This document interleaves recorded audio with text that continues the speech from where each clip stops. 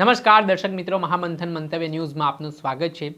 આમ આદમી પાર્ટીના વિસાવદરના ધારાસભ્ય ગોપાલ ઇટાલિયા તેમજ ડેડિયાપાડાના આમ આદમી પાર્ટીના ધારાસભ્ય ચૈતર વસાવા, આમ આદમી પાર્ટીના પ્રદેશ પ્રમુખ ઈશુદાન ગઢવી સહિતના જે આમ આદમી પાર્ટીના નેતાઓ છે તે ગઈકાલે મુખ્યમંત્રી ભૂપેન્દ્ર પટેલને મળવા માટે પહોંચ્યા હતા, જ્યાં ખેડૂતોને જે વિવિધ પ્રશ્ન છે, અલગ અલગ સમસ્યાઓનો સામનો ખેડૂતો જે કરી રહ્યા છે તે સમસ્યાનું તાત્કાલિક ધોરણે નિરાકરણ લાવવામાં આવે તે પ્રકારની માંગ કરવામાં આવી છે।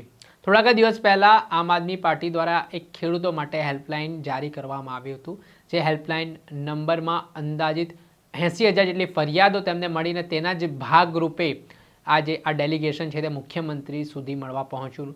ત્યારે શું રજૂઆત તેમના દ્વારા કરવામાં આવી ને શું માંગ આ મામલે ધારાસભ્ય ગોપાલ ઇટાલિયા અને આમ આદમી પાર્ટીના નેતાઓની છે તે સાંભળો। ગુજરાતમાં છેલ્લા ઘણા સમયથી ખેડૂતો અલગ અલગ અનેક મુદ્દાઓમાં પરેશાન છે, દુખી છે। ત્યારે આમ આદમી પાર્ટીએ ગુજરાતના ખેડૂતોની સમસ્યા જાણવા માટે ગુજરાતના અલગ અલગ જિલ્લાઓમાં અલગ અલગ વિસ્તારોમાં ખેડૂત મહાપંચાયતનું આયોજન કર્યું। આ ખેડૂત મહાપંચાયતો ઉત્તર ગુજરાતમાં, દક્ષિણ ગુજરાતમાં, કચ્છમાં, સૌરાષ્ટ્રમાં, મધ્ય ગુજરાતમાં તમામ વિસ્તારોમાં ખૂબ મોટી કિસાન મહાપંચાયતના માધ્યમથી જે તે વિસ્તારના ખેડૂતો સાથે સંપર્ક કરી અને જે તે વિસ્તારના ખેડૂતોની સમસ્યા જાણવાનો વ્યાપક પ્રયાસ કર્યો। ગુજરાતના અલગ અલગ વિસ્તારના અલગ અલગ પ્રકારની ખેતી કરતા ખેડૂતોએ ખુલ્લા મને ખૂબ વેદના સાથે પોતાની પીડા આમ આદમી પાર્ટીને રજૂ કરી અને ફોર્મ ભર્યા। ગુજરાતભરના તમામ જિલ્લાના ખેડૂતોની વેદના, વ્યથા અને પીડા લઈ મુખ્યત્વે ગુજરાતના તમામ ખેડૂતોની 11 જેટલી માંગણીઓ લઈ આજરોજ અમારા નેતા શ્રી ઈશુદાનભાઈ ગઢવીના નેતૃત્વમાં આમ આદમી પાર્ટીનું ડેલિગેશન ગુજરાતના માનનીય મુખ્યમંત્રી સાહેબને મળવા માટે આજે સમય માંગ્યો હતો। આજે અમે બધા ડેલિગેશનના સ્વરૂપમાં માનનીય મુખ્યમંત્રી શ્રીને મળ્યા છીએ। ગુજરાતના ખેડૂતોની 11 મહત્વની માંગણીઓ છે, જે માંગણીઓ પૈકી ગુજરાતની તમામ માર્કેટિંગ યાર્ડમાંથી કડદા પ્રથા નાબૂદ કરવામાં આવે અને કડદો કરનારાને જેલમાં પૂરવામાં આવે। આ સિવાય માર્કેટિંગ યાર્ડમાં માલ વેચવા જતા, પાક વેચવા જતા ખેડૂતોને ગોડાઉન ઉપર માલ નાખવા માટેની જે ફરજ પાડવામાં આવે છે કે માલનો સોદો યાર્ડમાં થાય પણ માલ ખાલી કરવા માટે વેપારીના ગોડાઉન કે ફેક્ટરી પર જવું પડે છે અને બંધ કરવામાં આવે, આ માંગણી છે। પંજાબની જેમ ગુજરાતના ખેડૂતોને પણ દિવસે 12 કલાક વીજળી આપવામાં આવે।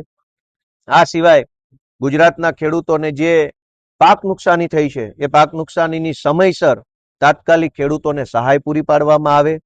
ગુજરાતની અંદર વીજળી કંપનીઓ દ્વારા ટ્રાન્સમિશન લાઈનો જે નાખવામાં આવે છે એમાં ભયંકર અન્યાય ખેડૂતોને થઈ રહ્યો છે વળતરમાં, એ બાબતે પણ સરકાર તાત્કાલિક પગલાં લે। આ સિવાય ગુજરાતની અંદર ખાતરની ખૂબ અછત છે, ચારો તરફ ખેડૂતોએ ખાતર માટે લાઈનોમાં ઊભું રહેવું પડે છે, એ બાબતની રજૂઆત પણ આજરોજ અમે ડેલિગેશનના સ્વરૂપમાં કરી છે। CCI દ્વારા કપાસની જે ખરીદી થાય છે, આ ખરીદી મોટાભાગે ડિસેમ્બર મહિનામાં ચાલુ થાય છે। ડિસેમ્બર મહિનામાં ખેડૂતોનો કપાસ ઓલરેડી વેચાઈ ચૂક્યો હોય છે, કારણ કે ખેડૂતોને પૈસાની જરૂર હોય છે। તો અમારી માંગણી છે કે નવેમ્બર મહિનાની 1લી તારીખથી જ કપાસની ખરીદી ચાલુ થઈ જાય। દક્ષિણ ગુજરાતમાં શેરડી પકવતા ખેડૂતોને શુગર મિલ દ્વારા ઘણા બધા પૈસા ચૂકવવાના બાકી છે અને ઘણી શુગર મિલો બંધ થઈ ગઈ છે, ત્યારે બંધ થયેલી શુગર મિલો ચાલુ થાય। શુગર મિલના ખેડૂતોને, શેરડી પકવતા ખેડૂતોને જે વળતર ચૂકવવાનું બાકી છે વળતર ચૂકવવામાં આવે। આવા 11 જેટલા મુદ્દા ઉપર આજે ગુજરાતના મુખ્યમંત્રી સાહેબને રજૂઆત કરી છે। ખેડૂતો વતી આ રજૂઆતની અંદર અમારા નેતા માનનીય ચૈતરભાઈ વસાવા, માનનીય રાજુભાઈ સોલંકી અને માનનીય મનોજભાઈ સોરઠિયા સહિત અમારી આખી પ્રદેશની ટીમ જોડાઈ છે અને આજે ગુજરાતભરના ખેડૂતો આમ આદમી પાર્ટી તરફ એક આશાભરી નજરે જોઈ રહ્યા છે। જે રીતે પંજાબની આમ આદમી પાર્ટીની સરકાર ખેડૂતોને, ભાગવું રાખનાર ભાગિયાઓને અને ખેત મજૂરોને પણ વળતર ચૂકવે છે, એવી જ રીતે ગુજરાતની સરકાર પણ ખેડૂતોને, ભાગવું રાખનાર ભાગિયાઓને અને ખેત મજૂરોને વળતર ચૂકવે એ પ્રકારની રજૂઆત પણ આજે અમે ઈશુદાનભાઈના નેતૃત્વમાં કરી છે। હું આશા રાખું છું કે આ જે માંગણી અમે મૂકી છે એ કોઈ રાજકીય માંગણી નથી, આ આમ આદમી પાર્ટીની માંગણી નથી, આ માંગણી ગુજરાતના ખેડૂતોની માંગણી છે। આ માંગણી ખેતી અને ખેડૂતને જીવતા રાખવા માટેની, સજીવન રાખવાની માંગણી છે। જો ખેતી જ નહીં વધે, ખેડૂત જ નહીં વધે તો આપણા બધાના પેટ ભરવાનો પ્રશ્ન ઉપસ્થિત થશે।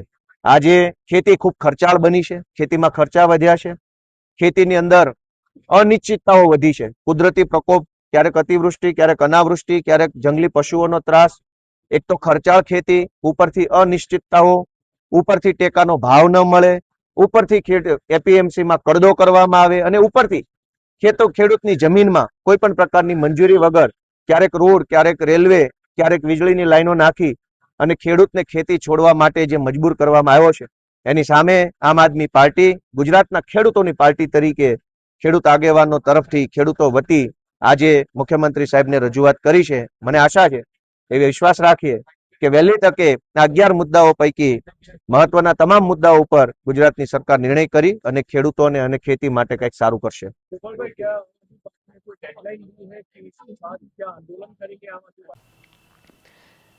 આપે સાંભળ્યા હતા આમ આદમી પાર્ટીના ધારાસભ્ય ગોપાલ ઇટાલિયાની પ્રતિક્રિયા સામે આવી છે.